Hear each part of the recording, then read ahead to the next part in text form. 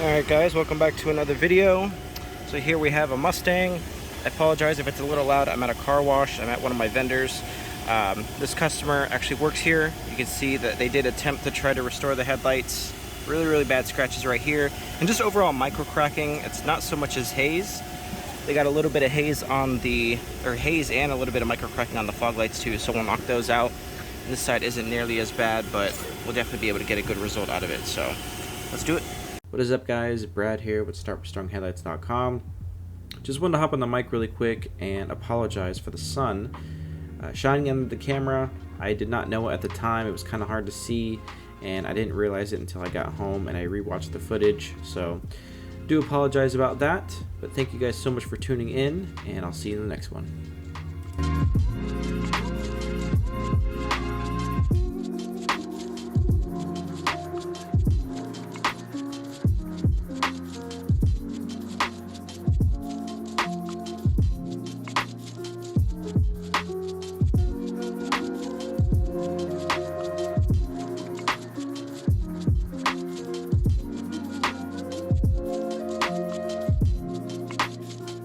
Okay, sounds good.